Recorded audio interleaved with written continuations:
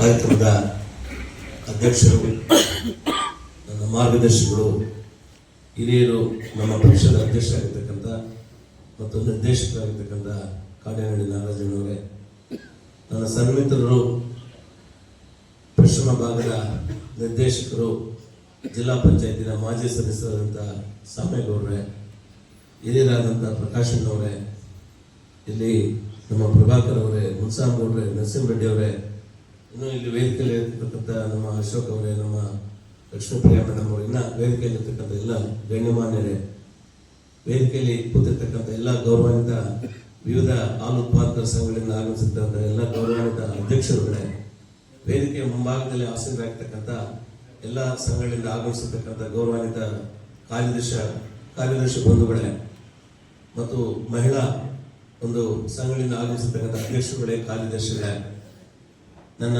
ಅಚ್ಚುಮೆಚ್ಚಿನ ಪತ್ರಿಕಾ ಮತ್ತು ದೃಶ್ಯ ಮಾಧ್ಯಮದವರೇ ಮತ್ತು ಈ ಕಚೇರಿಯ ಸಿಬ್ಬಂದಿ ವರ್ಗದವರೇ ಮತ್ತು ಡಿಎಂ ಅವರೇ, ಬಹಳಷ್ಟು ಸ್ವಾರಸ್ಯಕರವಾಗಿ ಈಗಾಗಲೇ ಪ್ರಭಾಕರ್ ಅವರು, ನಮ್ಮ ಪ್ರಕಾಶ್ ಅವರು ಮಾತಾಡಿದರು. ಈ ಸಂದರ್ಭದಲ್ಲಿ ಒಂದು ವಿಷಯವನ್ನು ತಮ್ಮ ಮುಂದೆ ಹಂಚ್ಕೊಳ್ಳಕ್ಕೆ ಇಷ್ಟಪಡ್ತೇನೆ.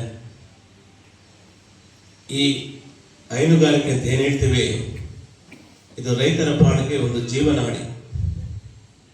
ಕಷ್ಟ ಕಾಲದಲ್ಲಿ ರೈತರನ್ನ ಹಿಡಿತಕ್ಕಂಥ ಒಂದು ಕ್ಷೇತ್ರ ಏನಾದರೂ ಇದ್ರೆ ಅದು ಹೈನುಗಾರಿಕೆ. ಯಾಕಂದ್ರೆ ಕೊರೋನಾ ಒಂದು ದಿನಗಳನ್ನು ಕೂಡ ನಾವು ಅಲ್ಲಿಂದ ಕೂಡ ಗಮನಿಸಿದಾಗ ಅಂತ ಸಂದಿಗ್ಧ ಪರಿಸ್ಥಿತಿಯಲ್ಲೂ ಕೂಡ ರೈತರನ್ನ ಕೈ ಹಿಡಿದಿದ್ದು ಈ ಹೈನುಗಾರಿಕೆ.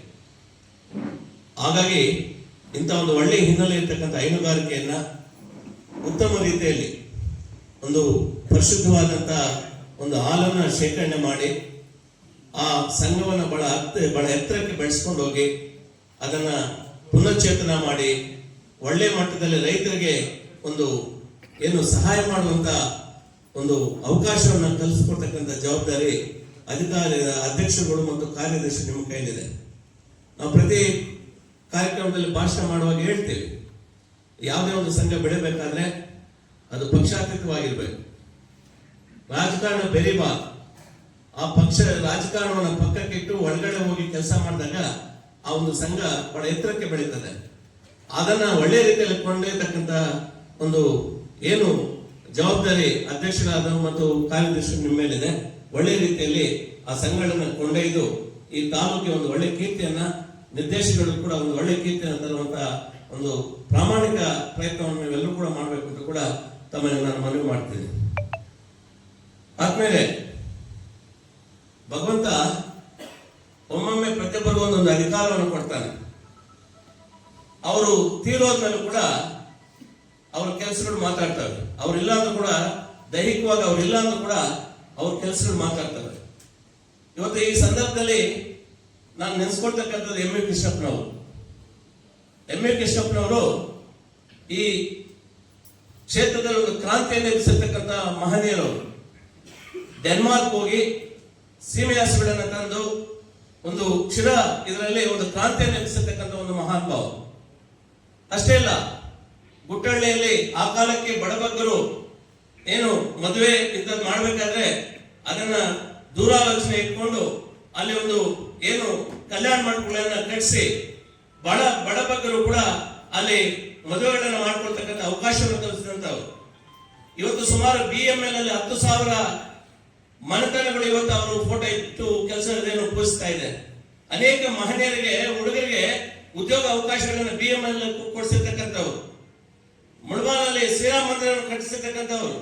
ಆದ್ರೆ ಎಂ ಎ ಕೃಷ್ಣಪ್ಪನವರು ಇವತ್ತು ನಮ್ಮ ಮುಂದಿಲ್ಲ. ಆದ್ರೆ ಅವರ ಅಧಿಕಾರಿ ಅವಧಿಯಲ್ಲಿ ಇಡೀ ತಮ್ಮ ಜೀವನವನ್ನು ಜನರಿಗಾಗಿ ಮುಡಿಬಿಟ್ಟು ಅವ್ರ ಸತ್ತಲ್ಲೂ ಕೂಡ ಅವ್ರು ಮಾಡಿರ್ತಕ್ಕಂಥ ಒಂದು ಪುಣ್ಯ ಕೆಲಸಗಳು ಇವತ್ತು ಮಾತಾಡ್ತಾ ಇದ್ದಾರೆ. ತಾಲೂಕಿನ ಒಂದು ವಿಚಾರಕ್ಕೆ ಬಂದಾಗ ನಮ್ಮ ಹಲವು ಶ್ರೀಣ್ಣನವರು ದೈಹಿಕವಾಗಿ ಅವ್ರ ನಮ್ಮ ಮುಂದಿಲ್ಲ. ಆದ್ರೆ ದೈಹಿಕವಾಗಿ ಅವ್ರ ನಮ್ಮ ಮುಂದೆ ಇಲ್ಲದೇ ಕೂಡ ಅವ್ರು ಮಾಡಿರ್ತಕ್ಕಂಥ ಒಂದು ಬಹಳ ಮಹತ್ವವಾದಂತಹ ಕೆಲಸಗಳು ಇವತ್ತು ಮಾತಾಡ್ತಾ ಇದ್ದಾರೆ.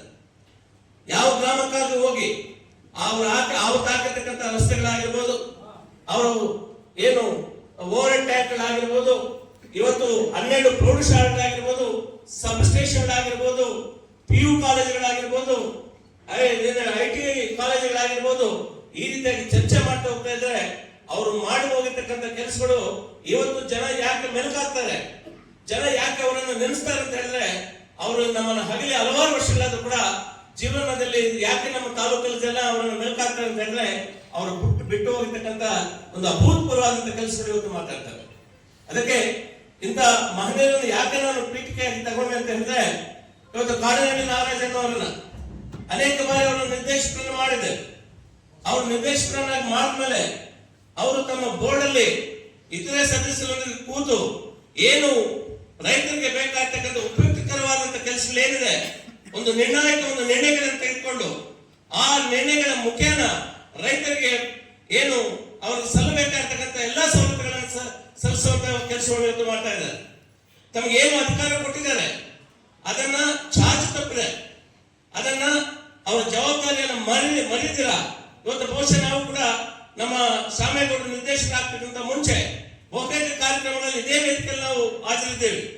ಏನು ವಿಕಲಚೇತನರಿಗೆ ಸಹಾಯಧನ ಕೊಡ್ತಕ್ಕಂಥದ್ದು, ಓದ್ತಕ್ಕಂಥ ಮಕ್ಕಳಿಗೆ ಸಹಾಯ ಹಸ್ತವನ್ನು ನೀಡ್ತಕ್ಕಂಥದ್ದು ಮತ್ತು ರೈತಾಪಿ ವರ್ಗಕ್ಕೆ ಬೇಕಾಗ್ತಕ್ಕಂತಹ ಸಲಕರಣೆಗಳನ್ನು ಒದಗಿಸ್ತಕ್ಕಂಥದ್ದು, ಈ ರೀತಿಯಾಗಿ ಚರ್ಚೆ ಮಾಡ್ತಾ ಹೋಗ್ತಾರೆ. ಅನೇಕ ಒಂದು ಕೆಲಸಗಳನ್ನ ಅಭೂತಪೂರ್ವವಾದಂತಹ ಒಂದು ಕೆಲಸಗಳನ್ನು ತಾಲೂಕಲ್ಲಿ ಮಾಡಿ ಹೋಗ್ತಾ ಇದ್ದಾರೆ.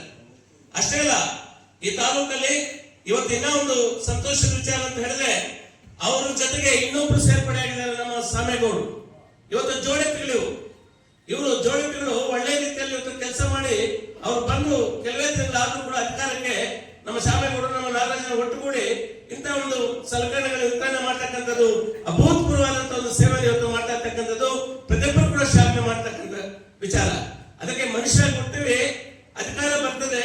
ಅಧಿಕಾರ ಬಂದಾಗ ನಾವು ಅಧಿಕಾರದಲ್ಲಿದ್ದಾಗ ನಾವು ಏನ್ ಜನಗಾಗಿ ಮಾಡಿದೀವಿ, ಜನಗಾಗಿ ನಾವು ಏನ್ ಕೆಲಸ ಮಾಡಿದೀವಿ ಅಂತ ಒಂದು ಬಾರಿ ನಮ್ಮನ್ನು ಆತ್ಮವಿಮರ್ಶೆ ಮಾಡ್ಕೋಬೇಕು.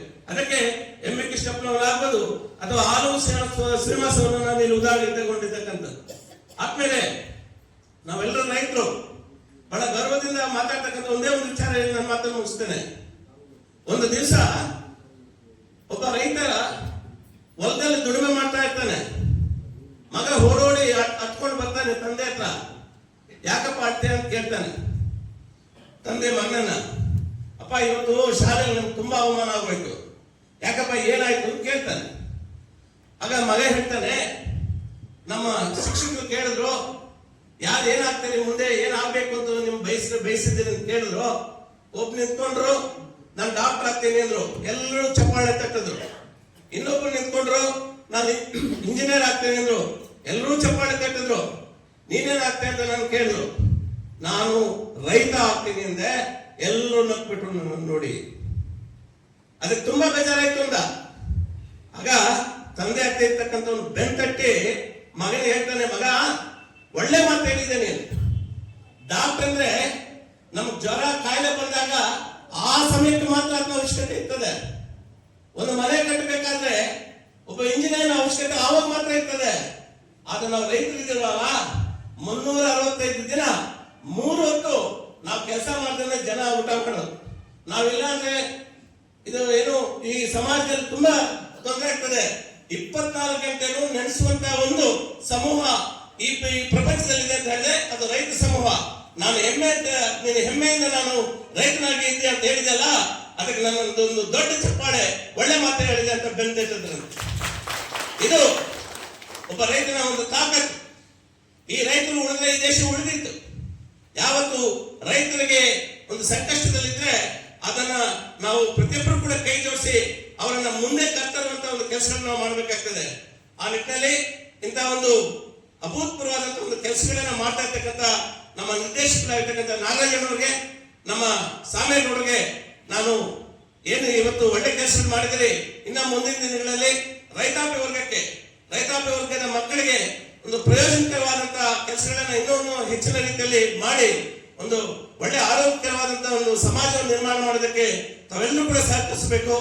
ಈ ಅವಕಾಶ ಕೊಟ್ಟಿದ್ದಕ್ಕಾಗಿ ವೇದಿಕೆಯಲ್ಲಿರ್ತಕ್ಕಂಥ ಎಲ್ಲಾ ಗಣ್ಯರಿಗೆ ನನ್ನ ನಮನಗಳನ್ನು ಹೇಳಿ ನನ್ನ ಮಾತನ್ನು ಮುಗಿಸ್ತೇನೆ.